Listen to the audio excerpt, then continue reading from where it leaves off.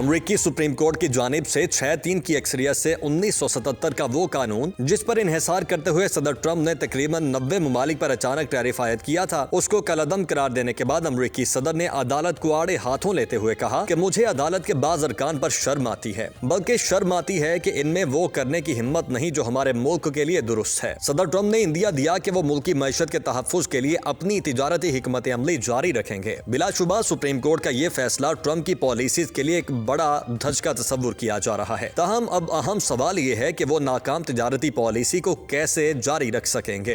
ایسا محسوس ہوتا ہے کہ بھارت بین الاقوامی کرکٹ کو پولیٹیسائز کرنے کے بعد انگلینڈ کے ڈومیسٹک ٹورنامنٹ دی 100 کو بھی اپنی گندی سیاست کی بھینٹ چڑھانے کے در پہ ہے۔ خدشہ ظاہر کیا جا رہا ہے کہ اس ٹورنامنٹ میں پاکستانی کھلاڑیوں کو پک نہیں کیا جائے گا۔ بی بی سی کی رپورٹ میں انکشاف کیا گیا ہے کہ پاکستانی کھلاڑیوں کو صرف وہی پک کر سکتے ہیں جن کی ملکیت میں آئی پی ایل فرنچائز حصے دار نہ ہوں۔ سوال یہ ہے کہ بھارت کیوں کرکٹ کو تباہ کرنے پر تلا ہوا ہے؟ ان تمام ایشوز کے ساتھ ساتھ بھارت میں اے آئی کا تماشا اور مودی کی سبکی سمیت دیگر ملکی و بین الاقوامی خبروں اور آپ کے سوالوں پر تبصرہ کریں گے نجم سیٹھی۔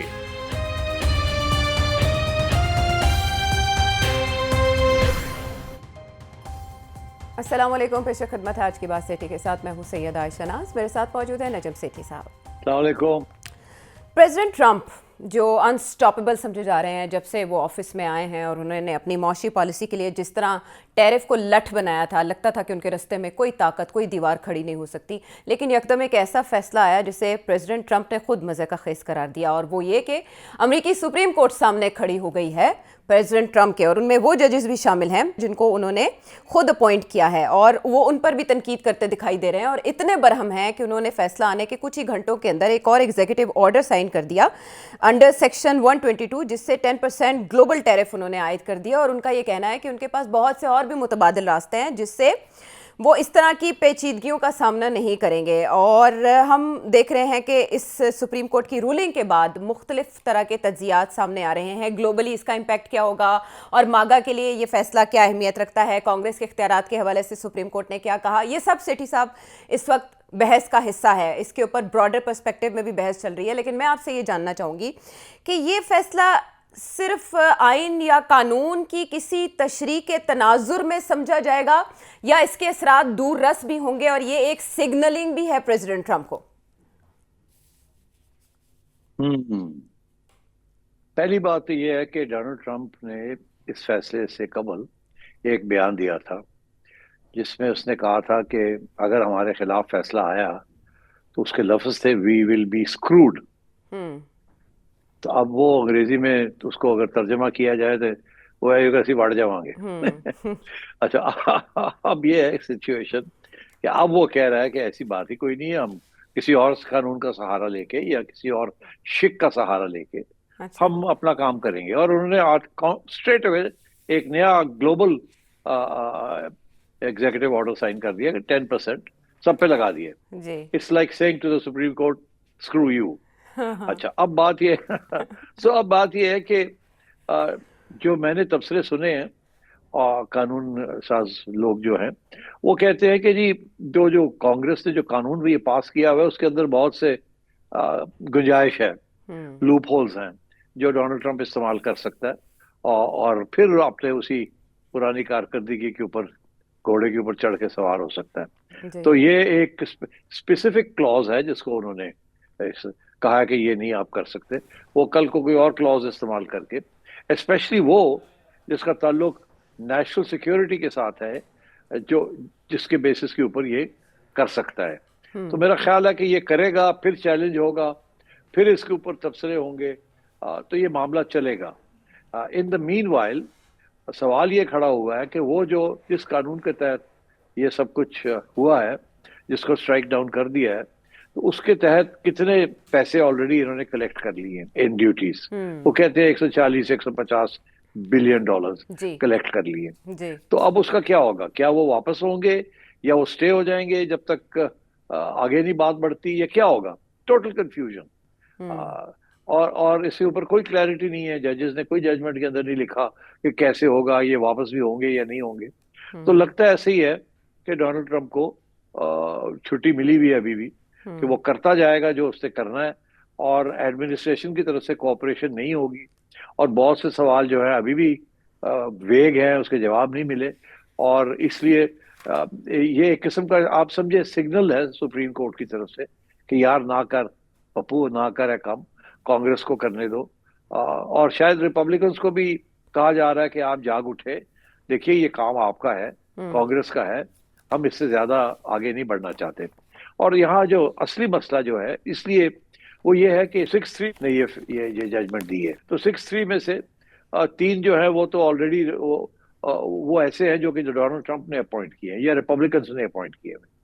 تو وہ شوق یہ پہنچا ہے کہ انہوں نے ریپبلکن ججز نے ڈونلڈ ٹرمپ کے خلاف فیصلہ دے دیا. اور انٹرسٹنگ بات یہ ہے کہ آؤٹ آف دیز 6 سب نے ہی اپنی اپنی الگ ججمنٹس لکھی ہیں, ایک نے جوائنٹ ججمنٹ لکھی ہے, مگر سب نے کچھ اپنے اپنے پوائنٹس بھی ریز کیے ہیں. تو مجھے ایسے لگتا ہے کہ یہ اس سے زیادہ آگے سپریم کورٹ میجورٹی آگے نہیں بڑھے گی, یہیں چھوڑ دے گی, اور واپس انہوں نے جیسے کہتے ہیں نا گیند کو کانگریس کے کورٹ میں پھینک دیا کہ بھئی آپ نے کچھ کرنا ہے تو کریں, ہم نے جو کر سکتے ہیں اس سے زیادہ ہم نہیں کر سکتے. اور یہ جو 3 ججز جو ہیں جو ڈونلڈ ٹرمپ نے یا ریپبلکنس نے اپوائنٹ کیے ہیں, ان کو ساتھ لے کے چلے ہیں وہ جو لبرل ججز ہیں. تو یہ میرا خیال ہے آگے کوئی اس قسم کا اگر کوئی ٹیڑھا سا سوال آتا ہے تو شاید سپریم کورٹ ڈونلڈ ٹرمپ کے خلاف نہیں جائے گا. اس لیے وہ اشارہ یہی ہے آپ والی بات کہ سگنل بھی ہے ٹو کانگریس کہ آپ کچھ کرنا چاہیں تو کر لیں, ہم نے ایک ٹیمپریرلی جو ہے اس کو تھوڑی سی روکا ہے, یہ بہت آگے بڑھتے جا رہے ہیں, مگر آپ کا کام ہے, یہ ہمارا کام نہیں ہے. جیسے سپریم کورٹ نے یہ قرار دیا کہ آپ اپنے اختیارات سے تجاوز کر رہے ہیں کیونکہ آپ نے international emergency economic powers act کا بیجا استعمال کیا ہے, اس کے بعد آپ نے کہا کہ بال انہوں نے کانگریس کے کورٹ میں پھینک دیا, تو کیا کانگریس پریزیڈنٹ کے ٹیرف لگانے کے اختیار کو محدود کرنے کے لیے کوئی قانون سازی سرسے میں کر سکتی ہے؟ نہیں, کرنے کو تو کر سکتی ہے, کرے گی نہیں. یہ ریپبلکنز نے آنکھیں بند کی ہوئی ہیں, ڈونلڈ ٹرمپ کو سپورٹ کر رہے ہیں. جب تک مڈ ٹرم الیکشنز نہیں ہو جاتے اور کانگریس کا جو سٹرکچر ہے وہ ڈیموکریٹس کے ہاتھ میں نہیں آ جاتا, اس وقت تک آپ سمجھیں کہ ریپبلکن کانگریس جو ہے وہ ڈونلڈ ٹرمپ کو آنکھیں بند کر کے سپورٹ کرے گی. تو یہ فیصلہ, اس فیصلے کے بعد پریزیڈنٹ ٹرمپ کا یہ کہنا کہ ہمیں ان عدالتوں کا کچھ کرنا پڑے گا, یہ ضروری ہے ورنہ فیصلے کے اثرات طویل مدت تک محسوس ہوں گے, کیا کر سکتے ہیں وہ عدالتوں کا اپنی اس طاقت کے ساتھ؟ نہیں, میرا خیال ہے کر تو کچھ نہیں سکتے. یہ تو نہیں ہو سکتا کہ عدالتوں کے خلاف کوئی کانسٹیٹیوشنل امینڈمنٹ کرنے کی کوشش کرے, یہ تو ہوگا نہیں. اتنا تکڑا نہیں ہے, نہ ہی امریکہ اتنا پیدل ہو گیا ہے کہ اب جو چاہے ڈونلڈ ٹرمپ کر لے, ایسی بات نہیں ہے. اچھا, مگر یہ ضرور ہے کہ جو بھی عدالتوں کے فیصلے آ رہے ہیں اس کے خلاف ان کو چیلنج کرے گا, اور جہاں جہاں جیسے جیسے اوپر جائے گا اوپر زیادہ تر ریپبلکن ججز ہیں, تو اس کو سہولتیں, اس کو ریپریو ملتی رہے گی. دیٹس واٹ ہی مینس کہ ہمیں کچھ کرنا پڑے گا. مطلب یہ ہے کہ ہمیں پھر چیلنج کرنا پڑے گا ایٹ ایوری اسٹیج, یہ اس کا مطلب ہے. اچھا, U S court of international trade میں بھی کچھ لا سوٹس جو ہیں وہ فائل کیے ہوئے, انٹرنیشنل جو کارپوریشنز ہیں, جائنٹس ہیں, ملٹی نیشنل کمپنیز ہیں, کہ انہیں جو ریفنڈ ہے اس میں کوئی پرابلمس کا سامنا نہ کرنا پڑے, لیکن جتنی رقم یہ اس ٹیرف کی مد میں جمع کر چکے ہیں اس کی واپسی کتنا بڑا میس ہوگا امریکہ کے لیے؟ دیکھیے, میں سمجھتا ہوں واپسی ہوگی نہیں. پہلی بات یہ ہے, واپسی ہونا بہت مشکل کام ہے. مگر ابھی ایک انٹرسٹنگ میں نے ٹویٹر کے اوپر ایک تبصرہ سنا ہے, اب مجھے نہیں پتا کہ اس کی کیا اہمیت ہے یا نہیں ہے, مگر ہے بڑا انٹرسٹنگ اور ابھی تک ڈینائل نہیں آئی اس کی. اچھا, وہ یہ ہے کہ ایک صاحب ہے, وہ یہ کہہ رہے ہیں کہ یہ جو ان کے ٹریڈ سیکرٹری ہیں وہ ایک کمپنی میں ان کا کردار ہے, پرائیویٹ کمپنی, جس میں ان کے بیٹے بھی ہیں, اور انہوں نے اپنے آپ کو اس کمپنی سے نکال لیا ہے. اچھا, تاکہ یہ نہ کوئی کہہ سکے کہ میں نے اپنی کمپنی کے ساتھ کوئی میرا کلیش آف انٹرسٹ نہ ہو جائے. ہاں, کلیش آف انٹرسٹ نہ ہو جائے. مگر وہ جو ان کے صاحبزادے ہیں جی, انہوں نے شروع کر دیا ہے اپروچ کرنا ملٹی نیشنلز کو جن کے یہ پیسے کٹے گئے ہیں, جن کو پیسے جو کسی سٹیج پہ سوچ رہے ہیں کہ ہم ریکلیم کریں, جو ہم نے ٹیکسز دیے ہیں وہ واپس لے لیں. تو اس نے ان کو آفر کیا, بچوں نے, اس کے بیٹوں نے, کہ آپ کا جو بھی آپ نے 100 روپیہ آپ نے واپس لینا ہے تو ایسے ہے, آپ لکھ کے دے دیں کہ میں آپ کا ریسیپینٹ ہوں, تو میں یہ ساری بھاگ دوڑ کر کے پیسے نکلوا لوں گا, اور آپ کو 25% اس کا دے دوں گا، 75% میں اپنے لیے رکھوں گا، کیونکہ میں نے بھاگ دوڑ کر کے یہ پیسے حکومت سے نکلوائے ہیں. تو یہ بالکل پاکستان جیسی کچھ کانسپریسی بھی ہو سکتی ہے. یہ ہاورڈ لوٹنک جو سیکرٹری آف کامرس ہیں یو ایس کے، یہ ان کے خلاف کانسپریسی بھی ہو سکتی ہے. پتہ نہیں کانسپریسی ہے کہ نہیں ہے، مگر یہ ضرور یہ ایک فارمولا رپورٹ بنے آئی گا. ہے. ہاں یہ رپورٹ آئی ہے. اب انتظار کر رہے ہیں کہ لٹوک صاحب جو ہے اس کو ڈینائی کریں کہ نہیں ایسی کوئی بات نہیں ہے. اور یہ بھی ہو سکتا ہے کہ اس کی کمپنی جو ہے وہ سوچ رہی ہے اس سے انفارملی لوگوں کو اپروچ کیا ہو، ابھی تک فارملی اپروچ نہ کیا ہو، کوئی خط و خداوت نہ کی ہو، ٹیلی فون کالز کے اوپر کہا ہو کہ ہم سوچ رہے ہیں یہ تو کیا اگر ہم آپ سے اس قسم کی کوئی ڈیل کر سکتے ہیں کہ نہیں. تو ابھی یہ شاید اس سٹیج پہ ہے، مگر یہ بات لیک ہو گئی ہے. اور کیونکہ ابھی تک اس پہ کوئی لکھت پڑھت نہیں ہوئی ہے، قانونی طور پہ کوئی آگے ٹریکس نہیں ہوئے، اس لیے اس کے اوپر تبصرے کرنا تو وہ گڑبڑ ہو سکتی ہے. اس لیے لوگ ابھی تک کچھ کہہ نہیں رہے ہیں. اور پریزیڈنٹ ٹرمپ کی جو امریکہ فرسٹ پالیسی تھی اس میں اس کا کلیدی کردار تھا ٹیرف کا. ماگا کے لیے یہ کتنا بڑا دھچکا یہ فیصلہ؟ دیکھیے ماگا بھی سپورٹ کر رہا ہے ڈونلڈ ٹرمپ کو، انہوں نے بھی آنکھیں بند کی ہوئی ہیں. بہت سے تبصرے ہو رہے ہیں کہ ڈونلڈ ٹرمپ کی جو اپنی کنسٹیٹیوئنسی ہے وہ بالکل اس کو اجازت نہیں دے گی، یہ ان پاپولر ہو جائے گا وغیرہ وغیرہ. یہاں تک کہ ڈونلڈ ٹرمپ نے کہا تھا، اور میں نے بھی کل اس کا اپنے پروگرام میں ذکر کیا ہے کہ میں تو امن کا پریزیڈنٹ ہوں، میں جنگ کا پریزیڈنٹ نہیں ہوں، میں نئی جنگوں میں نہیں جاؤں، سولجرز کی جانیں جو ہیں ان کو خطرے میں نہیں ڈالوں گا وغیرہ وغیرہ. اور اگر ایسے ہوا تو میگا والے جو ہیں وہ ناراض ہو جائیں گے اور وہ شاید اس کو ٹائٹ کر دیں تھوڑا سا. مگر میں سمجھتا ہوں اس وقت جو ماحول بنا ہوا ہے نا وہاں، وہ بالکل سارے ریپبلکنز جو ہے نا وہ ڈونلڈ ٹرمپ کے پیچھے کھڑے ہیں، ایون دو دے نو کہ یہ کام ٹھیک نہیں کر رہا. مگر وہاں وہ 2 پارٹی سسٹم اس قسم کا ہے کہ وہ ہل نہیں رہے، وہ اس کو پکڑ کے بیٹھے ہوئے ہیں. مگر اس سے بھی زیادہ دلچسپ بات کیا ہے؟ اس سے بھی زیادہ دلچسپ بات یہ ہے کہ ڈیموکریٹس جو ہے وہ چپ ہے. عائشہ، ہلری کلنٹن، اوباما، یہ سارے جو ان کے لیڈرز ہیں، بائیڈن، ان کے کیمپس، ان کی طرف سے کیوں بھی نہیں ہو رہی، چپ کر کے بیٹھے ہوئے ہیں. مطلب ہے کہ سب سے ایشو تو یہ ہے کہ اگر ایسی بات ہے تو مڈ ٹرمز کے اندر اگر یہ شور وور نہیں ڈالیں گے تو Donald Trump might get away again. تو مگر مجھے آوازیں نظر نہیں آ رہی جو اس کو اٹیک کریں اور اس کے خلاف کاروائی کریں یا شور وور ڈالیں کانگریس کے اندر یا کانگریس کے باہر یا میڈیا کے اندر. وہ نہیں مجھے نظر آ رہا. تو میگا کا اس کے اپوز کرنا تو بالکل ہی نظر نہیں آ رہا ابھی تک. مگر یہ تبصرے ضرور ہو رہے ہیں کہ اس کی ایک بہت بڑی کنسٹیٹیوئنسی ہے جو کہ کسی نہ کسی سٹیج پہ اس سے ناراض ہو جائے گی اور اس پہ کاؤنٹر پریشر ڈالے گی. مگر ابھی تک اس کے کوئی آثار نہیں نظر آئے مجھے. حالانکہ اس کا ذکر میں نے بھی کیا تھا کہ یہ ہو سکتا ہے کہ وہ بھی ایک پریشر پوائنٹ ہوئے، مگر کلیئرلی ابھی تک وہ پریشر پوائنٹ نہیں بنا سکے پریزیڈنٹ ٹرمپ کے اگینسٹ. اسی وجہ سے اب وہ عدالتوں کے پیچھے پڑے ہوئے دکھائی دیتے ہیں. سیٹھی صاحب، جب 2 اپریل 2025 کو انہوں نے نفاذ کیا تھا ان ٹیرفز کا تو اس کے بعد ہلچل مچ گئی تھی، اور جیسے ایک افراتفری کی سچویشن تھی عالمی تجارت میں بھی، سپلائی چین کو انہوں نے بہت حد تک متاثر کر دیا ہے. اس رولنگ کے بعد، اس فیصلے کے بعد عالمی تجارت پہ کیا اثر پڑے گا اس فیصلے کا، یا پریزیڈنٹ ٹرمپ کا جو عالمی سٹیچر ہے وہ کس حد تک متاثر ہوگا؟ دیکھیے میں نہیں سمجھتا کہ شارٹ ٹرم میں کوئی فرق پڑے گا. اس نے دیکھا نا کس طریقے سے ریئیکٹ کیا، یا تو ہوتا نا پیچھے ہٹ جاتا جی، مگر وہ تو آگے بڑھ گیا اور 10% اور لگا دیں اکراس دا بورڈ. مطلب اس کے ساتھ اور کنفیوژن ہوگی. اب انڈیا والے فار ایگزامپل ابھی تو وہ چپ کر کے بیٹھے ہوئے تھے کہ 18%، 10% اور تھا. پاکستان والے 19 پہ بیٹھے ہوئے تھے 10% اور. مطلب ہی از جیسے کہتے ہیں نا فائرنگ کر رہا ہے دیکھے بغیر، is firing all over the place. دوست ہوں دشمن ہو سب کو وہ لپیٹ میں لے رہا ہے. تو میں یہ سمجھتا ہوں کہ یہ جو ساری ڈیلز اس نے کی ہیں یہ کہیں نہیں جائیں گی. امریکن ٹریڈ جو ہے وہ بہت افیکٹ ہو جائے گی.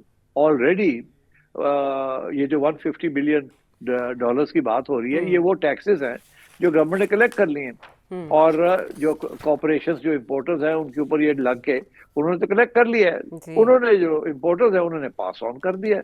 وہ اپنی جیب سے تو نہیں دیں گے، انہوں نے جو قیمتیں بڑھا دی ہیں اسی حساب سے. اور عوام جو ہے وہاں ان کو وہ ڈر لگ گئی ہے. تو اگر اس نے اسی قسم کی چیز کی تو کسی نہ کسی سٹیج پہ تو اور شور پڑے گا، کیونکہ انفلیشن بڑھے گی. اور وہ جو جس بیسس کے اوپر اس نے یہ سارا ڈرامہ کیا ہے کہ ہم تو برنگنگ بیک جابس ٹو امریکہ، وہ جابس کہاں آ رہے ہیں؟ کوئی جابس نہیں آ رہے.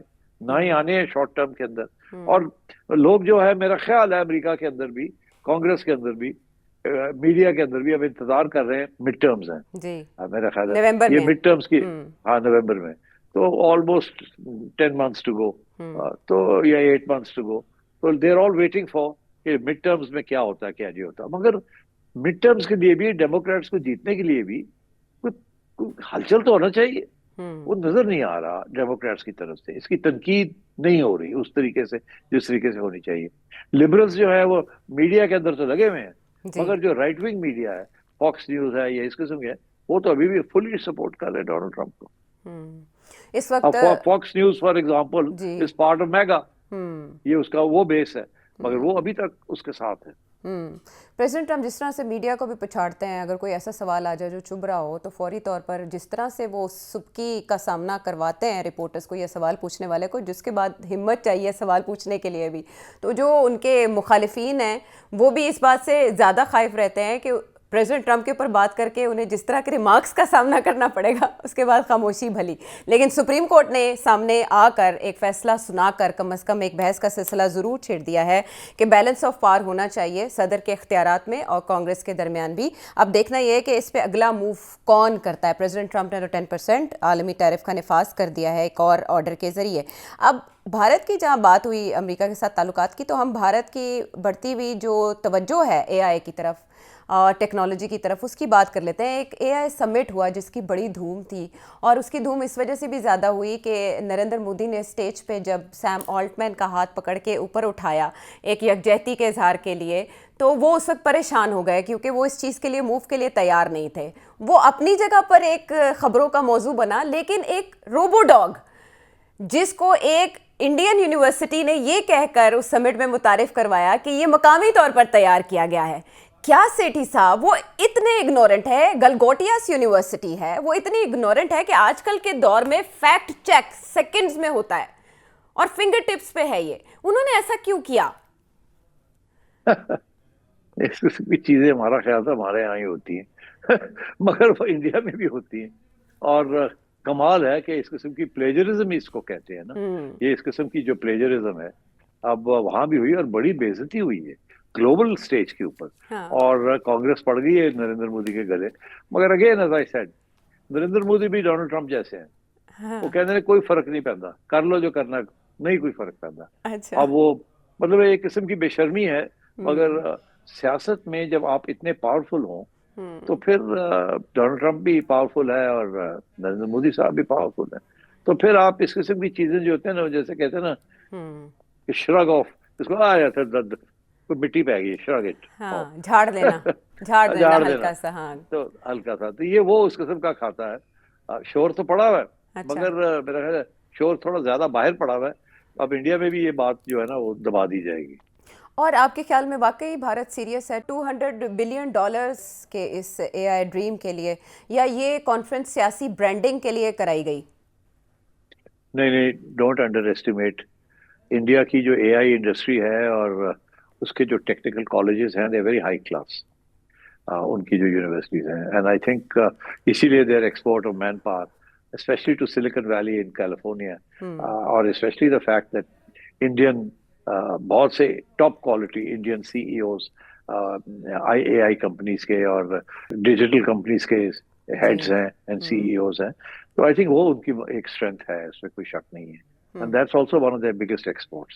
اچھا, بل گیٹس بھی انوائٹڈ تھے, وہ موجود تھے وہاں, لیکن انہوں نے میڈیا کا سامنا کرنے سے بھی گریز کیا اور کسی تقریب میں شرکت سے بھی گریز کیا کہ کہیں ان سے ان فائلز کے بارے میں سوال و جواب نہ ہو جائے, رپورٹڈلی کہا گیا. اور آپ کے خیال میں یہ کانفرنس کامیاب رہی, اے آئی سمٹ کامیاب رہا؟ نہیں, میرا خیال ہے وہ جو کامیابی تھی نا ان کی, وہ اوور شیڈو ہو گئی ہے یہ اسکینڈل کے ساتھ. وہ جو چاہ رہے تھے نا کہ بڑی زبردست امپیکٹ ہو, وہ اس کے اوپر جنہوں نے پانی پھر گیا. So وہ تو they have not achieved that.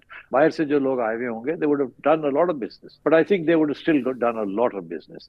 یہ ایک چیز کے ساتھ یہ وہ کم نہیں ہوتی. دوسری بات یہ ہے کہ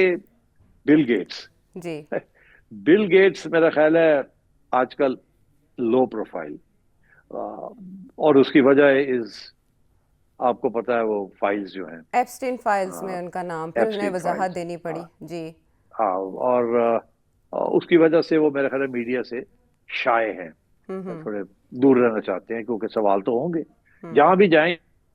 تو ایپسٹین فائلز کے اوپر ہوگا, پھر ہوگا اے آئی کے اوپر یا ان کی جو بزنس وینچرز ہیں. تو اس لیے I think he is trying to take a low profile.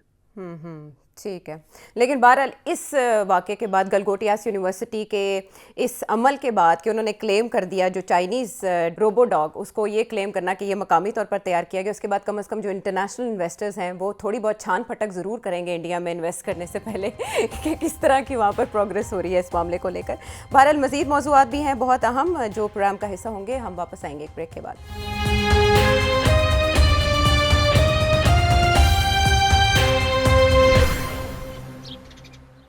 Welcome back to the شو. اور بھارتی سیاست کے سائے ملک سے باہر بھی محسوس کیے جاتے ہیں, کھیلوں میں بھی محسوس کیے جاتے ہیں, اور اس کا ہم نے حال ہی میں مظاہرہ T20 ورلڈ کپ میں بھی دیکھا, جس کے بعد اسے مزید متنازع بنانے کی بھی کوشش کی گئی. کچھ سابقہ جو عہدیدار ہیں بنگلہ دیش کرکٹ کے, ان کے بیانات کو بھی میڈیا میں لایا گیا اور پاکستان کو دوبارہ سے ایک کھیل کا حصہ بنانے کی کوشش کی گئی بیانات کی حد تک. وہ معاملہ اپنی جگہ دب گیا, لیکن سیٹھی صاحب اگلے ماہ 11-12 مارچ کو آکشن ہونے جا رہی ہے کچھ پلیئرز کی The 100 کے لیے, جو کہ انگلش کرکٹ بورڈ کے انڈر ہوتا ہے. لیکن کہا جا رہا ہے کہ اس میں کچھ فرنچائزز جن کے شیئرز بیچ دیے گئے تھے, دے دیے گئے تھے, حوالے کر دیے گئے تھے, وہ IPL مالکان کے زیر اثر ہیں, اور وہاں پاکستانی کھلاڑیوں کو نہیں لیا جائے گا. یہ رپورٹس آئی ہیں دا ٹیلی گراف میں سامنے, اور اس کے بعد BBC نے اس کے اوپر پورا ہوم ورک کر کے انویسٹیگیٹ کر کے اپنی رپورٹ شائع کی, جس کے بعد مختلف کرکٹرز کی جانب سے خدشات کے اظہار کا سلسلہ جاری ہے کہ کم از کم آپ انگلش کرکٹ بورڈ کو آلودہ نہ کریں. سیٹ صاحب یہ کیا ظاہر کرتا ہے, بھارت کیا چاہتا ہے؟ نہیں دیکھیے, دی 100 کے اندر 8 فرنچائزز ہیں جی, اس میں سے 4 ایسی ہیں جس کے اندر انڈیا سے انڈین بزنس مین کے سٹیکس ہیں, ہائی سٹیکس. تو اب یہ جو خبر ہے یہ یہی ہے کہ وہاں یہ فیصلہ ہوا ہے کہ پاکستانی پلیئرز کو نہیں انٹر کرنا. اس وقت کچھ 60 سے زیادہ 60 سے زیادہ پاکستانی پلیئرز نے اپلیکیشنز دی ہوئی ہیں for inclusion in those teams. اور اب وہی جو کھاتا کھلا تھا بنگلہ دیش پلیئر کے لیے, جس کی وجہ سے اتنا بڑا ورلڈ کپ کے اندر کرائسس آ گیا جی, اسی قسم کا رویہ BCCI کے کہنے کے اوپر, ظاہر ہے انہی کا کہنا ہے کے اوپر, یہ جو فرنچائزز ہیں 4, انہوں نے بھی یہی فیصلہ کیا کہ پاکستانی پلیئرز کو سلیکٹ نہیں کریں گے. نا اس کے اوپر شور تو پڑ گیا ہے, اور کیونکہ وہ کہتے ہیں اچھا جی ہوں تو کاری آ گئے ہیں انٹرفیئرنگ ان انگلینڈ. پہلے تو انگلینڈ واز ون آف 10 اور 12 ممبرز آف ICC, اب وہ آ گئے ہیں 100 کے اوپر. اور میں آپ کو ایک بات بتاؤں, یہ بات چلی کہاں سے تھی؟ بات چلی تھی کہ پہلے یہ کہ انڈیا نے اپنے پلیئرز کو اجازت نہیں دی کسی کی دنیا کی لیگ کے اندر کھیلنے کی. کسی لیگ کے اندر انڈین پلیئرز کی ناٹ ٹیک پارٹ.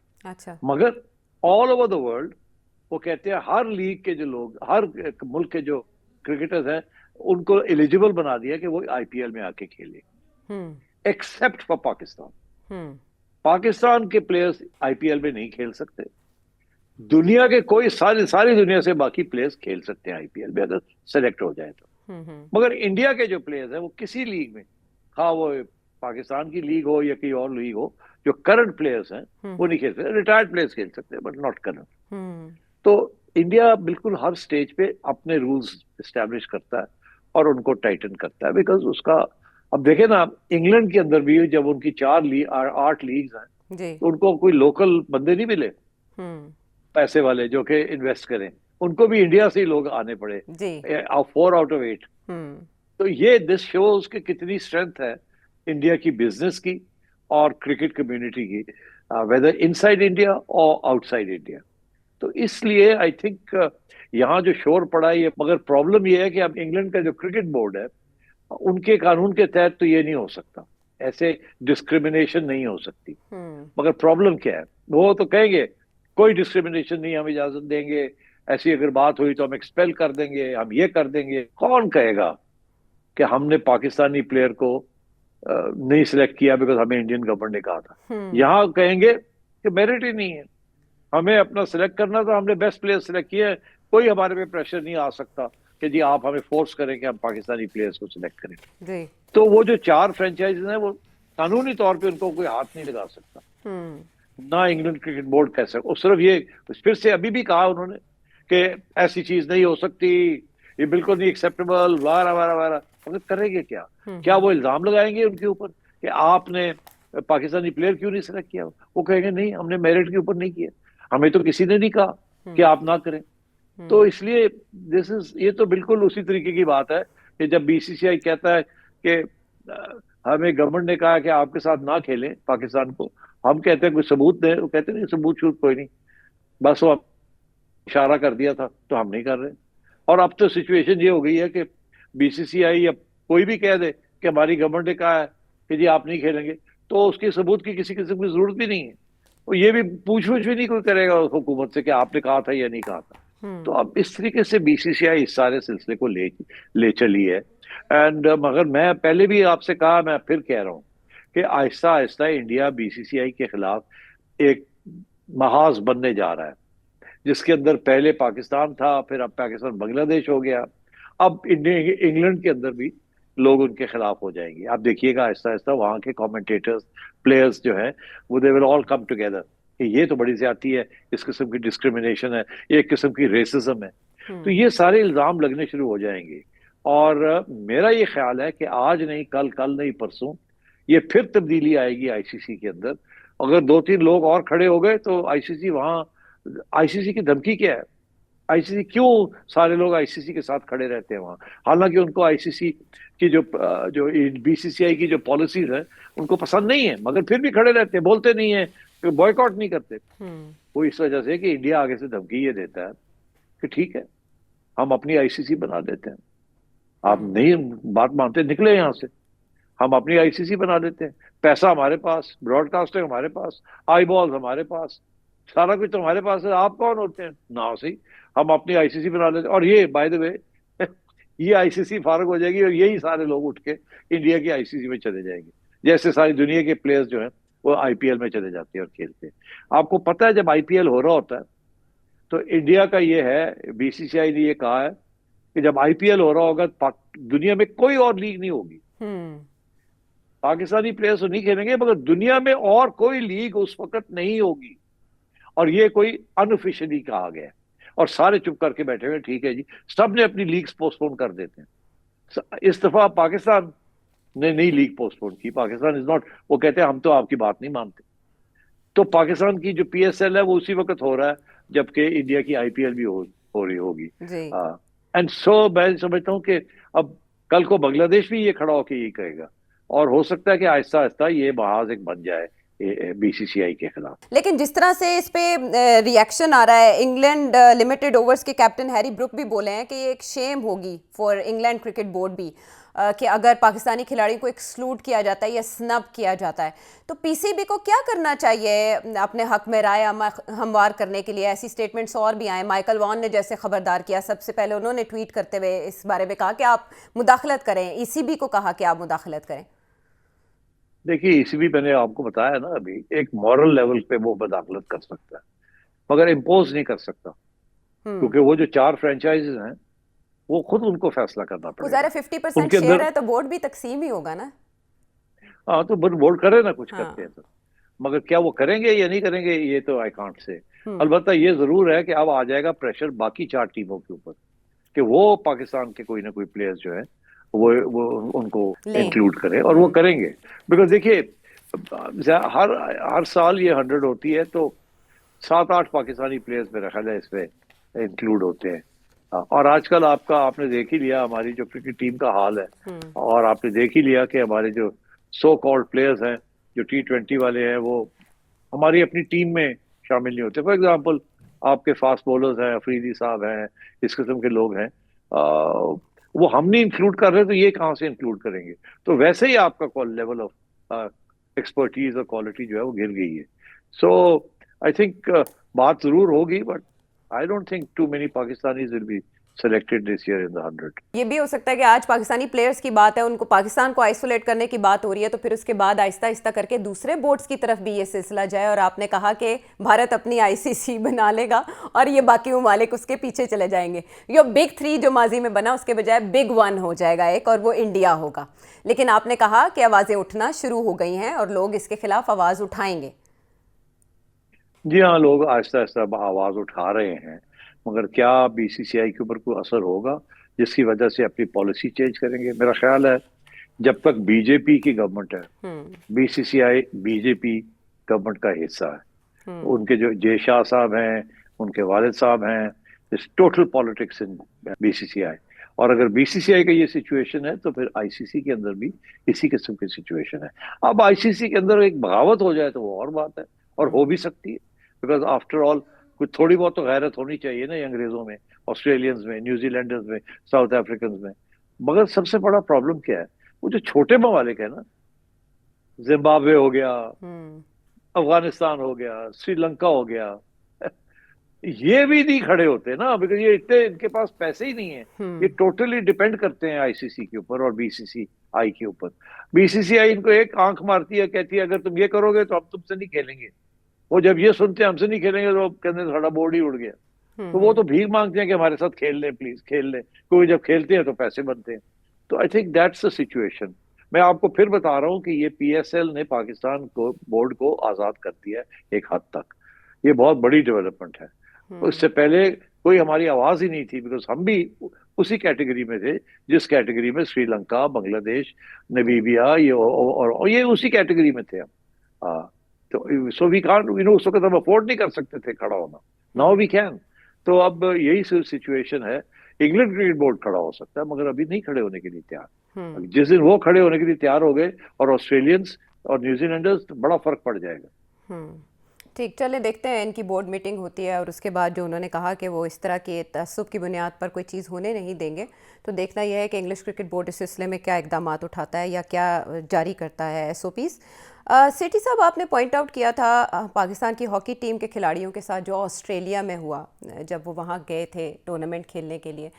وہاں جو بھی ان کے میچز جس طرح کے بھی رہے، انہوں نے اس کی ذمہ داری اس بات پر عائد کی کہ اگر آپ ہمیں اس طرح کے انتظامات کے ساتھ وہاں بھیجیں گے تو ہم جیت نہیں سکتے، ہم پرفارمنس نہیں دے سکتے. اور جب وہ واپس آئے تو ہم نے دیکھا کہ جو فیڈریشن کے ہاکی فیڈریشن کے پریزیڈنٹ تھے انہوں نے ریزائن کر دیا، لیکن انہوں نے اپیل کر دی کہ اس معاملے کی تحقیقات کے لیے ایک کمیٹی بنائی جائے.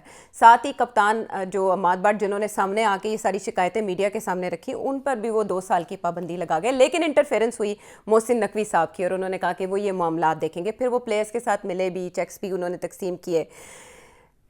پاکستان ہاکی کے بارے میں سوشل میڈیا پر یہ کہا جا رہا ہے کہ یہ کوئی پہلی بار نہیں ہوا، پاکستان ہاکی کے ساتھ ایسا ہوتا رہا ہے، ہاکیوں کے ساتھ اس گیم کی پٹائی ہوتی ہے. سیٹھ صاحب، معاملہ یہاں تک کیسے پہنچا؟ آپ نے سپورٹ کی بات بھی کی تھی، ہاکی فیڈریشن کی بھی بات کی تھی. حالات بہتر ہونے کے کوئی چانسز ہیں؟ آپ نے دیکھا کہ football, hockey, squash, Pakistan sports board federal ادارہ ہے جو کہ ٹیکنیکلی ان چیزوں کو گورن کرتا ہے. Pakistan sports board P C B کو نہیں کرتا. P C B is direct under the prime minister. مگر باقی جو سپورٹس ہیں، نیشنل سپورٹس ہے، اس کو جو مانیٹر کرنے والا ادارہ ہے، جو سپروائز کرنے والا ادارہ ہے، جو فنڈز دیتا ہے، دیٹس اے سپورٹس بورڈ. میں بڑی ذمہ داری کے ساتھ یہ کہہ رہا ہوں کہ یہ جو منسٹرز وہاں آتے ہیں نا، with rare exceptions. For example Riaz Pirzada صاحب منسٹر رہے ہیں اسپورٹس بورڈ کے، بیکاز وہ ministry I P C ministry کے انڈر آتا ہے اسپورٹس بورڈ. آج کل آئی پی سی جو ہے وہ بیسکلی پرائم منسٹر صاحب کے پاس ہے، تو technically sports board prime minister صاحب کے اندر آ رہا ہے اس وقت. مگر ریاض پیرزادہ صاحب واز اے گڈ منسٹر. بڑے مطلب اچھے شخص تھے اور بڑی ان کی کریڈیبلٹی تھی، کوئی کرپشن چارج نہیں تھا، کمپیٹنٹ مین. مگر پھر بھی وہ بھی ہی could not do much because bureaucracy اس حد تک انٹرسٹ ہے وہاں کہ آپ بڑا مشکل ہے اس کو ریفارم کرنا انلیس اینڈ انٹل کوئی اسپیشل پاورز دیے جائیں جو بھی آتا ہے وہاں اس کو چلانے کے لیے. اور it's a full time job. یہ نہیں ہے کہ جی آپ پارلیمنٹیرین بھی ہیں اور وہاں بھی جا رہے ہیں اور وہاں بھی جا رہے ہیں. یہ جو چیزیں ہیں منسٹرز تو اپنی جگہ، مگر ہوتا یہ ہے کہ ایک منسٹر اور ایک secretary they run the whole thing. And میں پہلے دن سے یہ کہہ رہا ہوں کہ ایسے نہیں ہونا چاہیے. منسٹر صاحب بننا ہے تو بن جائیں، مگر they should be some professional CEOs. اس کو بھی تھوڑا بہت پرائیویٹائز کرنے کی ضرورت ہے. اس کے اندر بھی پرائیویٹ فنڈنگ. مگر پرابلم یہ ہے نا، جب تک یہ گورنمنٹ کا ادارہ رہے گا اس وقت چیکس اینڈ بیلنسز رہیں گے، کوئی رسک لینے کے لیے تیار نہیں ہوگا، کوئی اکاؤنٹیبلٹی نہیں ہوگی. بیکاز پرائیویٹ سیکٹر کے اندر اکاؤنٹیبلٹی کیسے ہوتی ہے؟ فائل کے اوپر تو نہیں ہوتی نا, پرفارمنس کے اوپر ہوتی ہے پرائیویٹ سیکٹر میں. مگر گورنمنٹ کے اندر تو پرفارمنس کے اوپر اکاؤنٹیبلٹی نہیں ہوتی نا. لوگ زیادہ سے زیادہ اگر بہت ہی گڑبڑ ہو جائے تو او ایس ڈی بن جاتے ہیں 3 مہینے کے لیے, 6 مہینے کے لیے, پھر واپس آ جاتے ہیں, کبھی ادھر سے کبھی ادھر. تو that's the situation. Private sector کا یہ ہے کہ اگر کوئی کام خراب ہو رہا ہے, پروفٹ نہیں ہو رہی, تو چلو جی آف ود دا ہیڈ, کٹ, نیا بندہ لے کے آؤ, نیا سی ای او بناؤ, نیا ایم ڈی بناؤ, ریویمپ کرو, پیسے لون لے, یہ کرے. سارا وقت پریشر ہوتا ہے. یہاں تو کھلے کھاتے میں پیسے آتے ہیں, کھلے کھاتے میں وہ لوگ آپس میں بانٹ لیتے ہیں جنکٹس کے اوپر, اور آج کل تو پیسے بھی بہت کم آ رہے ہیں. سو آئی تھنک اس میں اس قسم کے ایشوز ہیں to do with the sports board and all the other associations, federations جو sports board کی طرف دیکھتی ہیں for support اور ڈپینڈنسی ہوتی ہے. تو یہاں دو ہاتھ سے تالی بجتی ہے. ابھی سارا کے سارا فوکس ہاکی فیڈریشن پہ ہے, مگر میرا خیال ہے تھوڑا سا فوکس اسپورٹس بورڈ پہ بھی ہونا چاہیے. ٹھیک ہے. اور ایسے میں جیسے آپ نے کہا کہ ہاکی فیڈریشن پہ سارا فوکس ہے, اور اسی فوکس کے تحت ہم یہ دیکھ رہے ہیں کہ ایک مکمل اوور ہال پلان کیا جا رہا ہے جس میں مختلف بنیادوں کے اوپر اسیس کیا جائے گا, پرفارمنس کی بنیاد پہ بھی اور دوسرے معاملات کے اوپر بھی. اور اس سلسلے میں میٹنگز کا سلسلہ جاری ہے. جو نئے صدر آئے ہیں محی الدین احمد وانی, ان سے ملاقاتیں ہو رہی ہیں عہدیداروں کی. میں آپ کو ایک بات بتاؤں, جی, محی الدین وانی صاحب از اے ٹاپ کلاس بیوروکریٹ. پہلی بات, I can watch for that. یہ ابھی آزاد کشمیر گلگت میں تھے, انہوں نے بڑے زبردست کام کیے ہیں وہاں. Young, dynamic and very conscientious کہ میں نے ڈیلیوری دینی ہے.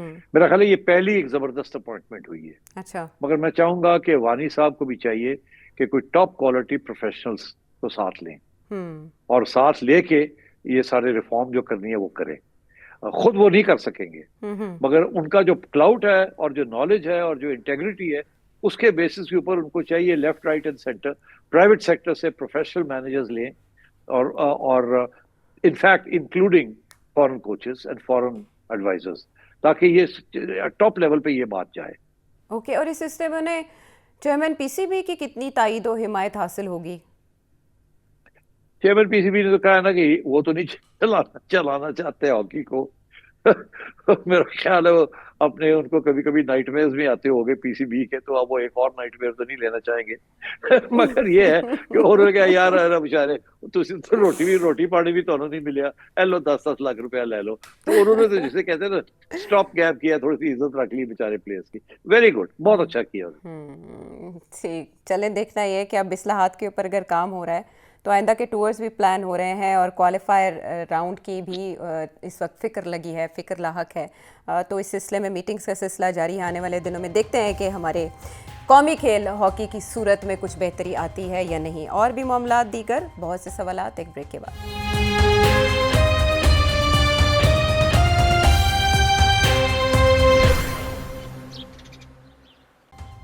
شو میں ایک بار پھر خوش آمدید. عزت سبحانی 9ویں سے کیا جاننا چاہتے ہیں؟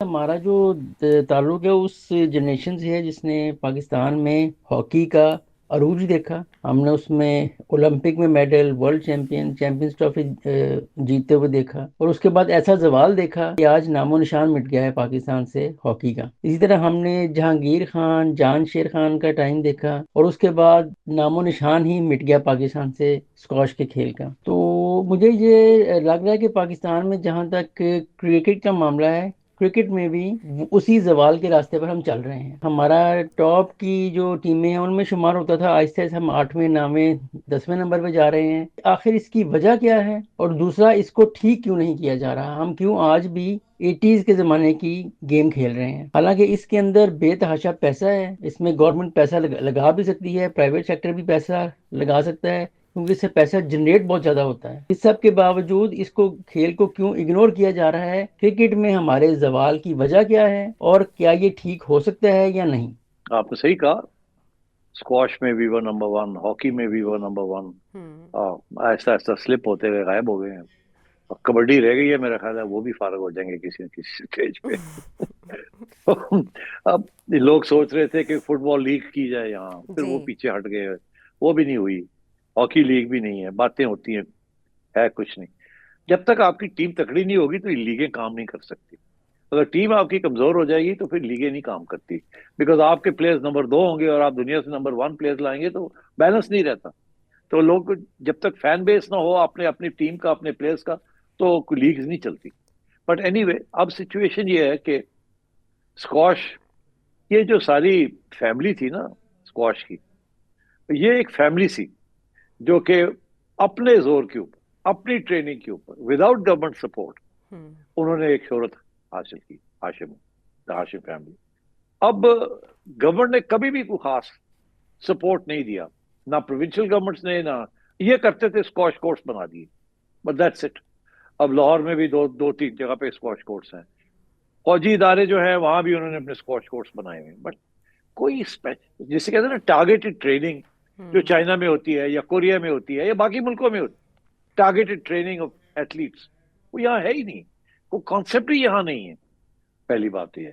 اچھا, دوسری بات یہ ہے کہ جیسے میں نے ابھی بتایا کہ سارا جو یہاں اسپورٹس کا سلسلہ ہے اس میں پرائیویٹ سیکٹر انوالو نہیں ہے, گورنمنٹ سیکٹر انوالوڈ ہے. دنیا میں private sector is involved in sport, یہاں government sector is involved in sport, اسی لیے you have all these problems. اب پی ایس ایل پہلی ادارہ ہے جہاں پرائیویٹ سیکٹر آیا, اور میں آپ کو بتاؤں اس سے زیادہ میں بات نہیں کروں گا. ذرا چیئرمین صاحب کو خیال رکھنا چاہیے یہ P C B P S L کی ایکسپینشن جو ہو رہی ہے کس طریقے کے ساتھ, اور جو فرینچائزز آ رہے ہیں, ذرا بی کیئرفل.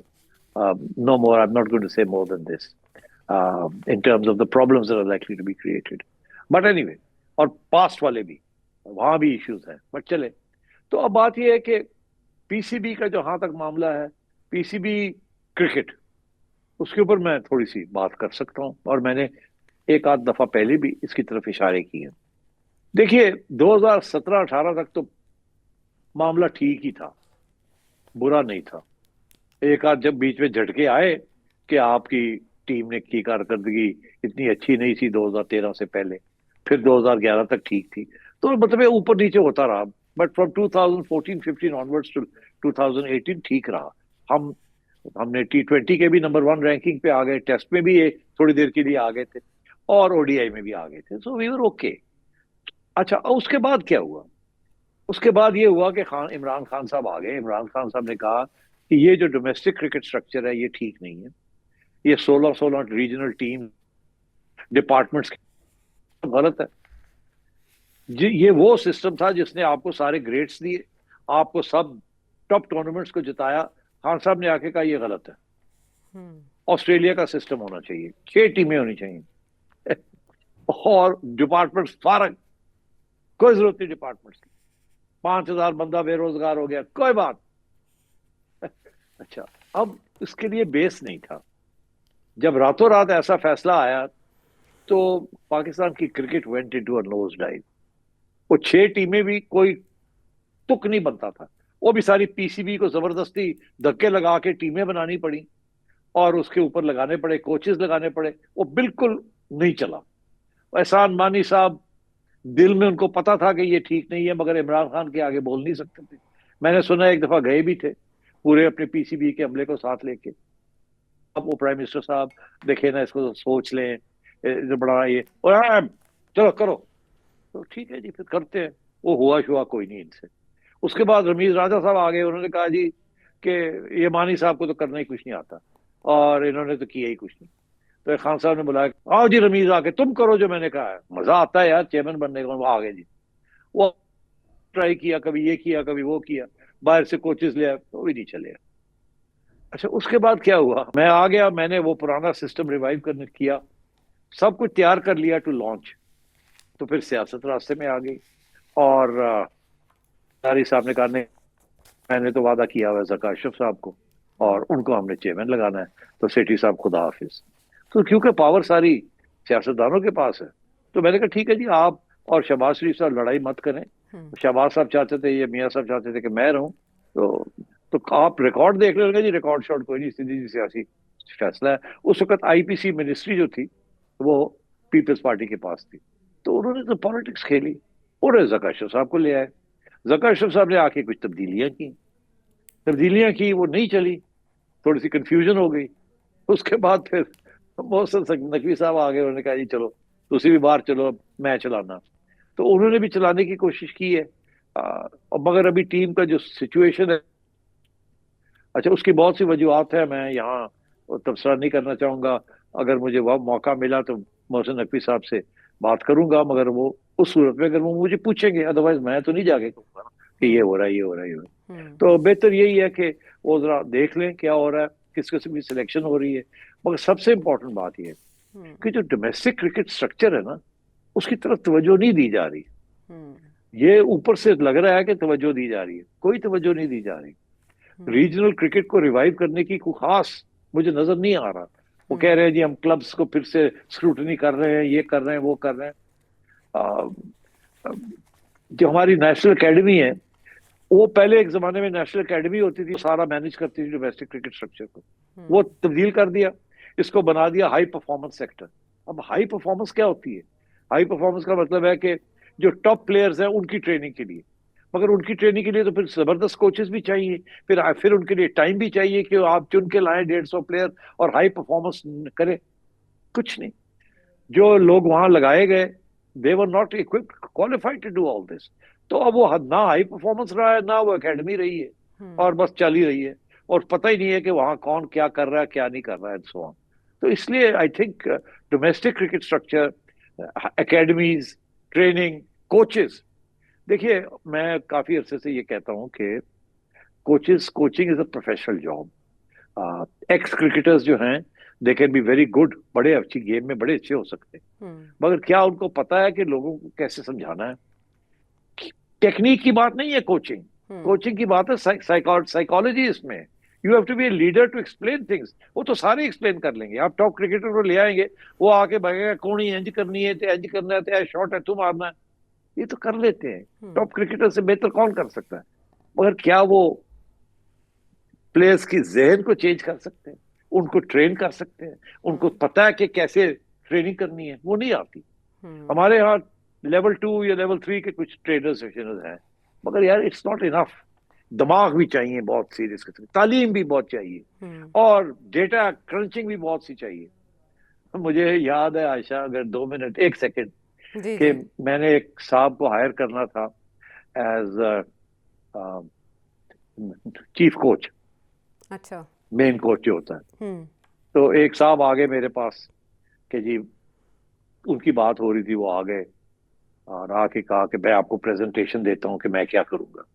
تو انہوں نے بڑے لیپ ٹاپ کے اوپر پاور پوائنٹ پریزنٹیشن، میں دل میں سوچ رہا تھا کہ یہ پریزنٹیشن تو دے رہے ہیں، مگر یہ انہوں نے بنائی ہے یا کسی نے بنا کے دی ہے ان کو؟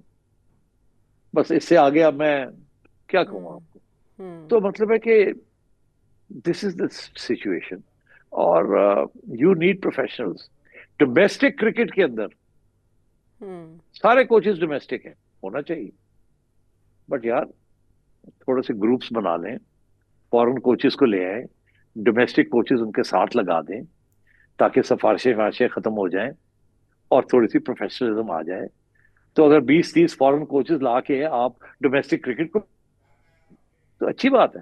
اور یہ جو اس وقت کے ہمارے کوچز ہیں وہ ساتھ رکھیں، ان کو بے روزگار مت کریں، اٹیچ دیم ٹو دی ادرس، تاکہ کوئی بہتر قسم کی ڈیسیژن میکنگ ہو، بہتر قسم کی سلیکشن ہو ایٹ دا لوکل لیول۔ مطلب بہت کچھ ہو سکتا ہے، بٹ یہاں ایسی سوچ، اتنا ٹائم دینا کہ یہ سارا کچھ ہو، اور پھر ایسے لوگ ہوں جو کہ یہ کرنا چاہیں، میرا خیال ہے وہ ماحول ابھی تک بنا نہیں ہے۔ where there is a will there is a way، but will کی ضرورت ہے اس وقت، جب ول ہوگی تو وے بھی نکل آئے گا۔ محسن اشرف کیلگری سے آپ نے اسی نوعیت کا ایک سوال کیا ہے۔ اب عبد الرحمان مظفر آباد سے، لیاقت علی شاہ نواز آئرلینڈ سے، سلمان لاہور سے، ابرار حسین کویت سے، اشر لاہور سے، ڈاکٹر طارق حسین حیدرآباد سے، اظفر حسین کراچی سے، اور اس کے علاوہ بھی بہت سے نام، اور بہت سے ایسے نام جو ابھی بھی ٹیلی ویژن اسکرین کے سامنے بیٹھے سوچ رہے ہیں کہ وہ کوئی سوال بھیجیں، تو پلیز آپ کے سامنے نمبر کوئکلی اس کے اوپر ویڈیو میسج کے ذریعے، آڈیو کے ذریعے اپنے سوال پروگرام میں شامل کریں۔ اگلے پروگرام تک کے لیے ہمیں اجازت دیں۔